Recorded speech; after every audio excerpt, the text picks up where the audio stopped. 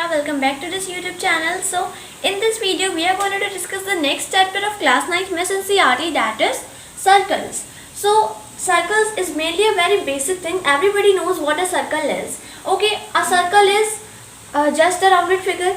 So this chapter is going to prove you wrong that the circle is not just a circular figure. It is something more than a circular figure. Okay. So circle क्या होता है? Basically circle होता है, इस definition की भी help से समझेंगे, उसके बाद हम वैसे भी डिस्कस करेंगे that what is a circle is. तो ये जो सर्कल चैप्टर है, इस चैप्टर में सबसे पहले हमें डिस्कस करना है सर्कल को, उसके बाद इसके कुछ पार्ट्स को हमें डिस्कस करना है सर्कल्स के, उसके बाद बहुत सारी थ्योरम्स हैं इस चैप्टर की जिसको हम एक एक करके समझेंगे डिटेल में. So you have to be with me till the end to get the proper knowledge about this chapter, which is very important. Okay. So circles की डेफिनेशन क्या है? A collection of points in a plane. इतना समझे, a collection of points in a plane मतलब क्या हो गया? एक प्लेन का मतलब क्या होता है? It's not a aeroplane, that's a plane. कोई जगह हो गई, कोई सरफेस हो गया जिसपे हम बहुत सारे पॉइंट का एक कलेक्शन बना रहे हैं. मतलब you can just suppose it like this कि हम बहुत सारे पॉइंट का कनेक्शन ऐसे बना दें और अगर हम इन सारे पॉइंट्स को ज्वाइन कर दें, अभी मैंने इनमें गैप्स दिए, अगर आप बिल्कुल चिपका के पॉइंट्स को प्लेस किया जाए और उन सबका एक कलेक्शन बना लिया जाए तो वो कौन सी जो फिगर फॉर्म होगी ना, जैसे भी फिगर फॉर्म होगी एक सर्कुलर शेप में अगर हम उसे ड्रॉ कर रहे हैं देन तब वो जो कलेक्शन ऑफ पॉइंट्स के जो प्लेन फिगर पे जो पॉइंट्स का कलेक्शन बन जाएगा ना, वो एक सर्कल कहलाएगा. और एक और कंडीशन है, at a fixed distance from a fixed point. एक फिक्स्ड पॉइंट होता है जिससे एक फिक्स्ड डिस्टेंस पे हर एक पॉइंट की जो दूरी होती है या फिर हर एक पॉइंट की जो डिस्टेंस है इस सेंटर से वो इक्वल होती है. और ये जो फिगर हमारी फॉर्म हो रही है ये क्या होती है? एक सर्कल होता है. ओके, इतना ही तो इसकी डेफिनेशन से भी समझ में आता है कि कोई भी बहुत सारे पॉइंट्स का कलेक्शन जो एक फिक्स पॉइंट से एक इक्वल डिस्टेंस पे हो और वो एक प्लेन फिगर जब एक फॉर्म करता है तो वो हमारी हो जाती है सर्कल. ओके, तो इस सर्कल में हमें बहुत सारे छोटे छोटे पॉइंट्स हैं जिनकी जो डिस्टेंस है वो यहाँ से एकदम फिक्स्ड होती है. और ये जो फिक्स्ड पॉइंट है, ये पॉइंट जो होता है हमारा कहलाता है सेंटर ऑफ द सर्कल. काफी बेसिक सी चीज है. सेंटर ऑफ द सर्कल क्या होती है? जब हम कंपास से कोई सर्कल ड्रॉ कर रहे होते हैं तो वो जो सर्कल जब फॉर्म होता है तो उसमें जो कंपास का जो पॉइंटेड एरिया होता है जब हम उसे पेपर पर प्लेस करते हैं तो वो सर्कल का सेंटर फॉर्म करता है. बहुत बेसिक सी चीज है, एवरीबडी नोज दैट. सो ये तो हो गया हमारे सर्कल की डेफिनेशन. काफी इजी सी है. डेफिनेशन लर्न ना हो तो आप उसको जब समझ सकते हो प्रैक्टिकली कि सर्कल होता क्या है बेसिकली. ओके, तो ये हो गया हमारे सर्कल्स और हमने डिस्कस किया सेंटर ऑफ द सर्कल. तो सेंटर ऑफ द जो सर्कल है वो भी एक पार्ट है सर्कल्स का.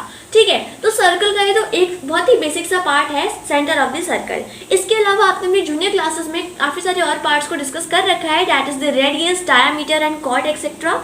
इस सेशन में हम कुछ और एक्स्ट्रा पार्ट्स को डिस्कस करेंगे.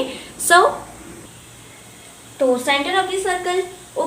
सो इसके बाद अब हम बाकी पार्ट्स को देखें तो सबसे पहले शुरू करते हैं कुछ उन पार्ट्स से जिसे हम पहले से फेमिलियर हैं, जिन्हें हम पहले से जानते हैं. तो सबसे पहला जो पार्ट है that is the radius.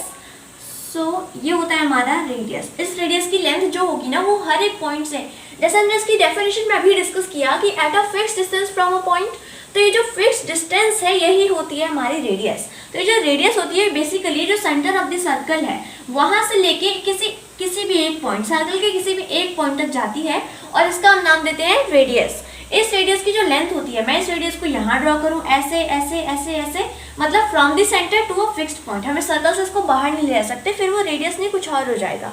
Okay, तो रेडियस क्या होती है? एक फिक्स्ड पॉइंट यानी कि सेंटर ऑफ द सर्कल से निकलेगी वो और यहाँ तक जो फिक्स्ड पॉइंट है, जो सर्कल का पॉइंट है ना ऑन द सर्कल पे कोई भी पॉइंट हम ले लें, वहां से लेके वहां तक जो एक डिस्टेंस हो जाता है फिक्स डिस्टेंस, वो हमारा रेडियस कहलाता है. And you all know that very well. Okay, next is diameter. So diameter भी बहुत ईजी है. डायोमीटर कुछ ऐसा है कि मैं रेडियस का डबल कर दूं या फिर मैं दो रेडियस ऐसे ऐसे ड्रॉ कर दूं तो ये डायामीटर फॉर्म होता है. ये जो पूरी लाइन है from the one point two the another point. तो डायामीटर बेसिकली कैसे फॉर्म होता है? सर्कल के एक पॉइंट से दूसरे पॉइंट तक जाता है, लेकिन कंडीशन ये होती है कि इसके बीच में सेंटर आना चाहिए. ऐसे तो मैं अगर कोई यहाँ पे लाइन ड्रॉ कर दूँ तो क्या ये डायमीटर होगी? नहीं होगी. क्यों? क्योंकि यहाँ पे हमें एक कंडीशन एप्लीकेबल है यहाँ पे, क्या कि जो डायमीटर होती है वो हमेशा सेंटर से होके जाती है. अच्छा, अगर ये सेंटर से होके जाती है तो इतना तो काफ़ी आपके दिमाग में क्लियर हो रहा होगा कि ये सेंटर से होके जा रही है तो सर्कल को दो पार्ट्स में डिवाइड करेगी और वो दोनों पार्ट्स कैसे होंगे? इक्वल होंगे. हाँ, तो ये बेसिक सा फैक्ट है कि जो डायमीटर है वो सर्कल्स को दो इक्वल हाफ्स में डिवाइड करती है. सो अब ये रेडियस और डायमीटर तक तो हमें कंफर्म हो गया और ये मैं पहले से आता था। अभी जो लाइन मैंने यहाँ पे ड्रॉ कर दी है, इस लाइन का क्या सेंस बनता है? ये एक लाइन है जो ना ही इसकी रेडियस है, जो ना ही इसकी डायमीटर है, ना ही ये किसी सेंटर से पास होती है। तो आखिर इस ये लाइन कैसे फॉर्म हुई है? तो सिंपल सा कॉन्सेप्ट है इसका भी कि ये जो लाइन फॉर्म हो रही है वो सर्कल के एक पॉइंट से दूसरे पॉइंट तक जा रही है। वो तो डायमीटर भी जाती थी, लेकिन कंडीशन क्या थी कि वो सेंटर से पास होती थी। और यहाँ नोटिस की जाए तो ये सेंटर से तो पास नहीं हो रही, ना ही ये सर्कल को दो इक्वल हाफ्स में डिवाइड कर रही है। तो बेसिकली इस लाइन का जो नाम होता है वो है कॉर्ड, CHORD, कॉर्ड। सो हो सकता है आपने इसे जूनियर क्लासेस में डिस्कस कर रखा हो।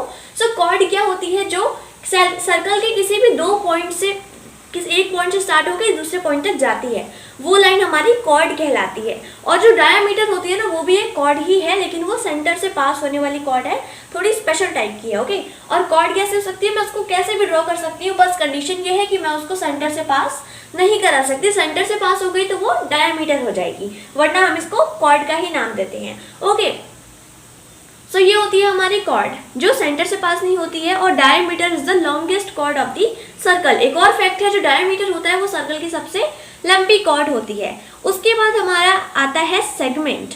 सेगमेंट को डिस्कस करने से पहले हम आर्क को पढ़ेंगे। आर्क क्या होता है? आर्क से आप लोग फेमिलियर होंगे। आर्क हम लगाते हैं with the help of compass. एक कंपास की हेल्प से मार्क लगाते हैं। For example this is the compass. Okay, ये इसका पॉइंट हो गया, ये पेंसिल हो गया, और हम इसको जब ऐसे रोटेट करते हैं तो ये एक आर्क बनाता है ना। वो हमारा क्या होता है? ऑब्वियसली आर्क होता है। सो सर्कल में आर्क का जो काम है वो है थोड़ा स्पेशल टाइप। ओके, तो यहाँ पे आर्क का काम क्या होता है? इसमें हम दो आर्क्स को डिस्कस करते हैं, मेजर आर्क और माइनर आर्क। सो आर्क को हम पढ़ते हैं कॉर्ड की हेल्प से। ठीक है, ये कॉर्ड है, यहाँ से यहाँ तक पास हो रही है।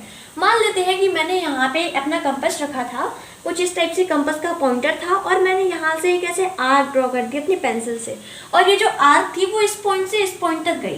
तो क्या मैं कह सकती हूँ ये जो कॉर्ड वाली लाइन है ये एक पूरा आर्क फॉर्म कर रही है? मतलब यहाँ से यहाँ तक क्या हो रहा है? एक आर्क फॉर्म हो रहा है। सो आर्क की मेनली डेफिनेशन क्या होती है ना? A piece of circle between two points. तो ये क्या हो गया डेफिनेशन का मतलब? अ पीस ऑफ सर्कल, यानी कि सर्कल में से एक पीस हम ले लें जो कि किसी दो पॉइंट्स के बीच में आता हो। और वो दो पॉइंट्स क्या है? फॉर एग्जांपल इसी कॉर्ड की हम डिस्कस कर लें तो ये कॉर्ड मान लेते हैं, ये जो कॉर्ड के दो पॉइंट्स थे वो थे ए और बी। ठीक है, तो यहाँ पे हमारी ए और बी एक कॉर्ड भी है, लेकिन ए और बी हमारी एक आर्क भी है। आर्क क्या होता है? A piece of circle. मैंने यहाँ से यहाँ तक अगर मैं इस पीस को उठा लूँ और ये दो पॉइंट्स के बीच में लाई कर रही है, ये हमारा होगा एक आर्क। और अब यहाँ पे हम डिस्कस करें, अगर हम तो इसी वाले फेस को देख रहे हैं ना अभी हम, अब हम इसके अपोजिट फेस को देखें तो ये जो इतना बड़ा सा एक और फॉर्म हो रहा है, you can say a figure form हो रही है सर्कल की, उसमें जो कॉर्ड है, इस कॉर्ड को भी हम जस्ट उसी वे में अगर हम यूज करें जैसे हम यहाँ यूज कर रहे हैं इन दो पॉइंट्स की हेल्प से, तो क्या ये भी हमारा एक आर्क होगा? ऑब्वियसली एक आर्क ही होगा, क्योंकि ये भी एक पीस ऑफ सर्कल हो गया ना। अगर आप एक सर्कल में से एक पीस उठा लो तो बचा हुआ भी क्या होंगे? सर्कल के पीसेस ही हो जाएंगे। तो ये क्या होता है, आप देखोगे तो ये बड़ा है और ये छोटा है। तो इसी के बेसिस पे जो आर्क होते हैं वो दो टाइप्स के क्लासिफाई होते हैं, मेजर आर्क और माइनर आर्क। अब इनके नाम से आपको समझ में आ गया होगा, मेजर आर्क होता है जो बड़ा वाला आर्क होता है, माइनर आर्क होता है जो छोटा वाला आर्क होता है। ओके, और ये सब फॉर्म किससे हो जाते हैं? कॉर्ड से भी फॉर्म होता है और बाकी चीजों से भी फॉर्म हो जाते हैं आर्क। अब हमने यहाँ पे इतना लंबा चौड़ा लेक्चर आर्क पे क्यों सीखा? अब यहाँ पे मेन जो पॉइंट है हमारा वो था सेगमेंट का। सेगमेंट का जो पॉइंट होता है वो किससे फॉर्म हो रहा है? आपने देखा ये कॉर्ड है, ये एक आर्क है, इन दोनों के बीच में जो गैप है, ये जो पूरी गैप है, ये हमारी होती है सेगमेंट। इसको हम नेम देते हैं किसका? सेगमेंट का। सेगमेंट बेसिकली क्या होती है? एक कॉर्ड और एक आर्क के बीच का एरिया क्या कहलाता है? सेगमेंट कहलाता है। So I hope this is visible to you. Okay, so ये होता है हमारा सेगमेंट। अब हम बात करें, सेगमेंट्स भी दो टाइप के हो जाते हैं, एक मेजर सेगमेंट और एक माइनर सेगमेंट। जो सेगमेंट माइनर आर्क से फॉर्म होगा वो माइनर सेगमेंट, और हमने डिस्कस किया था कि ये भी एक आर्क है और ये भी एक कॉर्ड है। तो अगर हम इसी पर्सपेक्टिव से इसको भी देखें तो ये जो इतना एरिया फॉर्म हो रहा है ये भी क्या है? एक तरह से एक सेगमेंट है, लेकिन कौन सा सेगमेंट है? मेजर सेगमेंट है। ओके, तो ये हो गया हमारा एक और पार्ट सर्कल का। अब जो नेक्स्ट टॉपिक आता है वो है हमारा सेक्टर। सेक्टर क्या होता है? अब सेक्टर हो गया, ये एक रेडियस थी। ओके, ये क्या थी? एक रेडियस थी। अब मैं यहाँ से एक और रेडियस ड्रॉ कर रही हूँ। ओके, तो मैंने क्या कर दिया, यहाँ से एक और रेडियस को ड्रॉ कर दिया। अब इन दो रेडियस के बीच में अगर मैं देखूं तो ये क्या हो रहा है, एक तरह से just suppose it like a pizza and हमने इसको यहाँ से कट कर दिया तो ये एक पीस निकल के आ रहा है। और पीस ऑफ अ सर्कल मतलब क्या होता है, एक आर्क। सो ये जो यहाँ से यहाँ तक का एक पॉइंट था, इसको भी नाम देते हैं सी और डी। तो सी और डी क्या है, एक आर्क है, और ये दो लाइंस क्या है, दो रेडियस है। और जो इसके बीच का जो ये एरिया फॉर्म हो रहा है ये क्या है, हमारा सेक्टर। यही है हमारा सेक्टर। अब ये जो सेक्टर है, अगर इसमें भी आर्क की बात आ रही है तो ऑब्वियसली सेक्टर भी दो टाइप्स के होते हैं। कौन कौन से, सेम हमारे मेजर और माइनर सेक्टर। तो ये भी सेम सेगमेंट पे क्लासिफाई होते हैं। तो सेम सेगमेंट्स के बीच जो बड़ा वाला आर्क होगा वो मेजर सेक्टर फॉर्म करेगा, जो छोटा वाला आर्क होगा वो माइनर सेक्टर फॉर्म करेगा। ये हो गई हमारी कुछ basic information about the circles. अब क्या आते हैं हम सर्कल्स के सर्कमफेरेंस पे। तो सर्कमफेरेंस क्या होता है, आपको पेरीमीटर अच्छे से पता है, स्क्वायर का पेरीमीटर, रेक्टेंगल का पेरीमीटर। तो ये सारे पेरीमीटर बेसिकली क्या होते हैं, बाउंड्रीज। तो जो सर्कल की भी बाउंड्री है, फॉर एग्जाम्पल अगर हमारे पास एक सर्कुलर प्लॉट है और उसकी अगर हमें फेंसिंग करानी है तो उसका पेरीमीटर कैसे निकलेगा। तो सर्कल में हम पेरीमीटर नहीं, उसी की सेम वही चीज है, पेरीमीटर ही, लेकिन नाम हम बदल देते हैं, उसका नाम हो जाता है सर्कमफेरेंस। तो circumference is the perimeter of the circle, okay. और एरिया को हम एरिया ही मेजर करते हैं, there is no change in the name of the area, okay. तो यहाँ पे सिर्फ हम पेरीमीटर को सर्कमफेरेंस बुलाते हैं। सो अब आता है एक और टॉपिक, बहुत छोटा सा टॉपिक है, इंटीरियर, एक्सटीरियर और on the circle. Interior of the circle क्या होता है, कोई भी पॉइंट अगर सर्कल के अंदर लाई कर रहा है, ये पॉइंट, ये पॉइंट, ये पॉइंट, ये पॉइंट, तो ये कहाँ आएगा, इंटीरियर ऑफ द सर्कल। कोई भी पॉइंट सर्कल के बाहर लाई कर रहा है, ये पॉइंट, ये क्या हो गया, एक एक्सटीरियर ऑफ द सर्कल। और ऑन द सर्कल क्या होता है, ऑन द सर्कल मतलब हो गया जैसे कि point D, point C, point B और पॉइंट ए, ये ना ही सर्कल के अंदर है ना ही सर्कल के बाहर है, ये इसकी बाउंड्री पे लाई कर रहा है, तो इसको हम कहते हैं ऑन द सर्कल। तो ये हो गया हमारे सर्कल के बारे में सारी information that is important for you to must be known, okay. अब इसके बाद हम डिस्कस करते हैं थ्योरम्स को, the most important part of. So theorem 10.1, first theorem of this chapter is equal chord subtends equal angles at the centre. Chords हमें पता है, तो ये हमारा एक सेंटर ले लेते हैं और दो कॉर्ड्स बनाएंगे हम, ये और ये, ठीक है। अब ये दो कॉर्ड्स हो गई। स्टेटमेंट क्या कह रही है कि equal chords subtend equal angles at the centre. Centre की बात हो रही है, सेंटर पे इक्वल एंगल्स फॉर्म करते हैं कौन, दो इक्वल कॉर्ड्स। फॉर एग्जाम्पल ये दो कॉर्ड्स है, दोनों 5-5 सेंटीमीटर की हैं, इक्वल हो गई।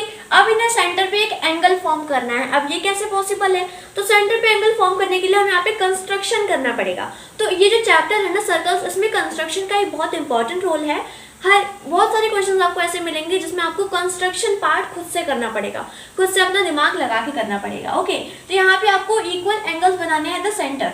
सेंटर पे एंगल्स कुछ, चलो हम सेंटर पे एंगल बनाते हैं। तो हम यहाँ पे दो ट्रायंगल्स बन रहे हैं, ओके। ये में कंस्ट्रक्शन पार्ट है। इसके पीछे का अगर रीजन पूछा जाए कि हम ऐसा क्यों कर रहे हैं, तो हमें इसलिए कर रहे हैं क्योंकि हमें इस थ्योरम को सेटिस्फाई करना है और ये हमारा कंस्ट्रक्शन पार्ट है, ओके। तो मैंने क्या किया, दो कॉर्ड्स थी, मैंने दोनों से एक एक लाइन यहाँ पे डाल दी, ये क्या बन गए, दो ट्रायंगल्स बन गए, ओके। तो यहाँ पे जो स्टेटमेंट है वो कहती है कि दो इक्वल कॉर्ड्स, हमें पता है ये दोनों इक्वल हैं और ये सबटेंड करते हैं equal angles at the centre पे। ये दोनों कॉर्ड्स, ये वाला भी और ये वाला भी, ये दोनों जो एंगल्स होंगे वो इक्वल होंगे। एक तरह से आप कह सकते हो कि दोनों एक वर्टिकली अपोजिट एंगल बना रहे हैं, तो ये क्या होंगे, ऑब्वियसली इक्वल होने वाले हैं। सो ये दोनों यहाँ पे इक्वल एंगल्स फॉर्म कर रहे हैं। ये हो गई हमारी थ्योरम 10.1, इजी थी। दो इक्वल कॉर्ड्स हैं अगर आपको, तो सेंटर पे वो क्या करेंगे, इक्वल एंगल्स सबटेंड करेंगे, सॉरी, ओके। और ये जो कंस्ट्रक्शन पार्ट है ये एक थ्योरी है इस चैप्टर की, वो आपको समझनी पड़ेगी कि हमें कंस्ट्रक्शन कैसे करना है। तो अभी बेसिकली हम 10.1 की थ्योरम्स देख रहे हैं, तो इसमें आपको उतना कंस्ट्रक्शन पार्ट को आप सिर्फ नोटिस करो कि कहाँ कहाँ कंस्ट्रक्शन हो रहा है, कि हम कहाँ से उस थ्योरम को इतना ईजी बना लें हमारे समझने लायक। आपको इस थ्योरम्स में एक चीज़ और यहाँ नोटिस करनी है, ओके। इससे क्या होगा, आपके क्वेश्चंस में जब आपको कंस्ट्रक्शन पार्ट आएगा तो वो करने में ईजी होगा। अब जो थ्योरम 10.2 है वो इसी का रिवर्स है। रिवर्स कैसे है, अगर इसमें क्या दिया है ना थ्योरम 10.2 में, सॉरी 10.2 में जो थ्योरम है उसमें ये दिया है कि अगर दो एंगल्स हैं सेंटर पे इक्वल हो रहे हैं और वो किसी दो कॉर्ड से फॉर्म हो रहे हैं, ठीक है, जैसे कि हमने यहाँ पे फॉर्म किया, यहाँ पे ऑलरेडी फॉर्म दे रखा है आपको कि ये दोनों एंगल्स इक्वल हैं और ये दोनों इस दोनों कॉर्ड से फॉर्म हो रहे हैं, तो थ्योरम 10.2 के अकॉर्डिंग ये जो दोनों कॉर्ड्स होंगी ये भी क्या होंगी, इक्वल होंगी। आपके पास कोई भी क्वेश्चन है अगर उसमें दे रखा है कि ये दोनों एंगल्स इक्वल हैं, तो ये दोनों कैसे साइड जो होंगी वो इक्वल होंगी, या फिर आप कह सकते हो कि दोनों कॉर्ड्स इक्वल कैसे होंगे। सो ये है थ्योरम 10.2, इसी का जस्ट रिवर्स है। पहले वाले में था कि इक्वल कॉर्ड्स हैं तो इक्वल एंगल्स हो जाएंगे, और दूसरे वाले थ्योरम में क्या है, इक्वल एंगल्स हैं तो इक्वल कॉर्ड्स हो जाएंगे। Now let's complete theorem 10.3। So now theorem 10.3 है। थ्योरम 10.3 क्या कहती है कि perpendicular drawn from the centre to the chord, एक परपेंडिकुलर ड्रॉ करनी है हमें सेंटर से एक कॉर्ड पे। तो एक कॉर्ड मैंने बना लिया, सेंटर हो गया, और ये सर्कल है which is not very perfect. So circle पे ध्यान देते हुए हम कॉर्ड और सेंटर को देखते हैं। तो सेंटर से लेके कॉर्ड पे हमें एक परपेंडिकुलर ड्रॉ करनी है, हो गई ड्रॉ। अब क्या दिखा है आगे, बाइसेक्ट्स द कॉर्ड। काफी इजी है स्टेटमेंट कि यहाँ पे सेंटर से हम एक परपेंडिकुलर ड्रॉ कर दें कॉर्ड पे, तो ये जब ये कॉर्ड पे गिरेगी तो ये कॉर्ड दोनों साइड की कैसे हो जाएंगी, इक्वल हो जाएंगी। फॉर एग्जाम्पल ये पहले 6 की थी, ये परपेंडिकुलर इसको 3 और 3 के पोर्शन में डिवाइड कर देगी। ये है हमारी थ्योरम 10.3। अब अगेन हमारे लास्ट वाले केस के अकॉर्डिंग ही थ्योरम 10.4 जो है वो इसी का रिवर्स है। तो क्या है, अगर कोई लाइन है जो सेंटर से कॉर्ड पे गिर रही है और कॉर्ड को वो अगर 2 इक्वल पार्ट्स में डिवाइड कर रही है तो वो लाइन उस कॉर्ड के परपेंडिकुलर होगी। ये है हमारी थ्योरम 10.4। इसमें क्या थी, अगर कोई लाइन परपेंडिकुलर है तो कॉर्ड को बाइसेक्ट करेगी, और थ्योरम 10.4 में क्या था, अगर कोई लाइन कॉर्ड को बाइसेक्ट कर रही है और सेंटर से आ रही है तो वो उसके परपेंडिकुलर होगी। ये सब रिवर्स थ्योरम्स हैं जो आपको जस्ट इस स्टेटमेंट को सेटिस्फाई करने के लिए दे रखी है। Now let's complete theorem 10.5। Okay, so where is the all the text here. Okay, so theorem जो 10.5 है ना, आपको अपनी बुक खोलनी है, उसमें थ्योरम 10.5 को आप देखो तो इसकी जो स्टेटमेंट है वो है there is only one and only one circle passing through 3 given non-collinear points। Important नहीं है थ्योरम, बस ऐसे ही गिवन है। तो इसमें क्या है, बेसिकली एक सर्कल है, उसमें 3 नॉन कॉलिनियर पॉइंट हैं जो एक पॉइंट पे लाइन नहीं करते, वो तीनों पॉइंट्स क्या है, एक सर्कल में फॉर्म हो रहे हैं। बेसिकली इस थ्योरम का मतलब बस इतना ही निकलता है। It is not very much important and not even important. Okay, so यहाँ पे हम 10.5 को ज़्यादा डिटेल में डिस्कस करने की ज़रूरत नहीं है। आपको ये स्टेटमेंट पढ़नी है और उसमें एक एग्जाम्पल है, आप उसको थोड़ा डिस्कस कर सकते हो, आप उसको एक बार रीडिंग लगा सकते हो। ये इंपॉर्टेंट बेसिकली नहीं है। ओके, नाउ अब हम आते हैं थ्योरम 10.6 पे। थ्योरम 10.6, इस थ्योरम में क्या है, equal chords of a circle have a equal distance from the centre. So let's suppose यहाँ पे मैंने 2 कॉर्ड्स ड्रॉ किए हैं, ये दोनों इक्वल हैं। ओके, 5 सेंटीमीटर की दोनों कॉर्ड्स हैं, ऑब्वियसली दोनों इक्वल हो गई। अब इसमें इस थ्योरम में क्या है ना, equal chords of the circle have a equal distance from the centre. अब इस सेंटर से मैं एक लाइन ड्रॉ कर दूँ, एक इधर और एक इधर, ठीक है, इस सेंटर से। तो ये जो दोनों डिस्टेंस होंगी ना, इस थ्योरम के अकॉर्डिंग ये दोनों डिस्टेंस कैसी होंगी, इक्वल।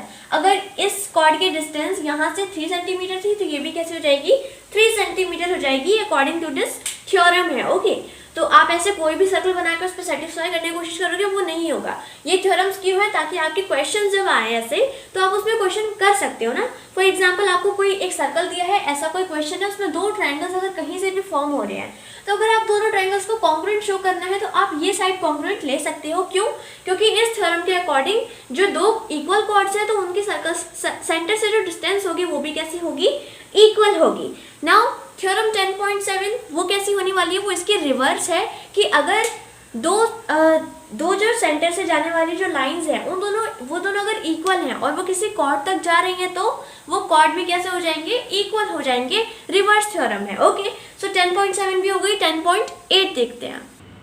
सो थ्योरम 10.8 की काफ़ी लंबी स्टेटमेंट है जिसको हम सिर्फ एक फिगर की हद से समझ सकते हैं। ओके, सो स्टेटमेंट पे ध्यान न देते हुए फिगर पे देखें अगर हम, तो थ्योरम 10.8 जो डिस्प्ले करती है वो ये करती है कि कोई भी एक, यू कैन से, एक एंगल सब्सटेंड कर रहे हैं हम एक आर्क से। ये एक आर्क है और हमने एक एंगल बना दिया, एक 2 रेडियस को मिला के और इस आर्क को मिला के हमने एक एंगल बनाया यहाँ सेंटर पे, ठीक है। अब इसकी मेजरमेंट फॉर एग्जांपल हमारी है 100 डिग्री। 100 डिग्री का एक हमने एंगल बनाया है सेंटर पे एक आर्क और 2 रेडियस की हेल्प से।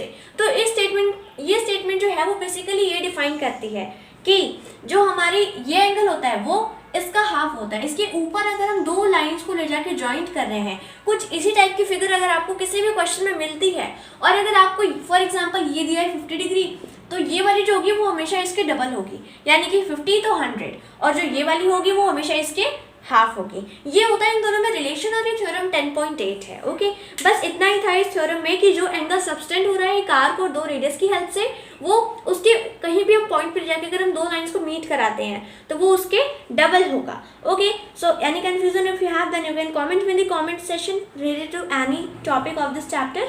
ओके, नाउ एक और जो इसमें थ्योरम है that is theorem 10.9। So theorem 10.9 को भी हम यही डिस्कस कर लेते हैं। उसमें भी कुछ इसी टाइप का है। उसमें क्या है, angles in the same segments of the circle are equal. Okay, तो एक और सर्कल बनाते हैं और इस सर्कल में ये था एक सेगमेंट, एक कॉर्ड है। फॉर एग्जांपल लाइन सेगमेंट या कॉर्ड को यहाँ पे हमने सेगमेंट बोला है। ओके, तो ये कॉर्ड से हम दो एंगल सबटेंड कर रहे हैं, ज़रूरी नहीं है सेंटर पे, कहीं पे भी हम सबटेंड कर सकते हैं। ये क्या थे, ये मैंने यहाँ पे दो ट्रायंगल बनाए लेकिन दोनों का बेस सेम है। ओके, तो कुछ अगर आपको इस टाइप की फिगर किसी भी क्वेश्चन में गिवन है तो इसमें थ्योरम 10.9 के अकॉर्डिंग जितना मेजर इस वाले एंगल का होगा उतना ही मेजर इस वाले एंगल का भी होगा। और ये कंडीशन एप्लीकेबल सिर्फ इस ऊपर ऊपर वाले एंगल्स में होगी और किसी एंगल में एप्लीकेबल नहीं है। ये 50 तो ये 50, ये 60 तो ये 60। तो ये आपको काफ़ी सारे क्वेश्चन में हेल्प करने वाला है। Now theorem 10.10। So have you ever heard of cyclic quadrilateral? What is a cyclic quadrilateral? तो जो cyclic मतलब से समझ में आता है साइकिल का मतलब क्या होता है, I am not talking about the bicycle, I am talking about the cycle means a tyre of a cycle. Okay, तो जो टायर का शेप होता है वो सर्कुलर होता है। तो साइक्लिक क्वाड्रिलेटरल क्या होते हैं, 4 साइडेड फिगर।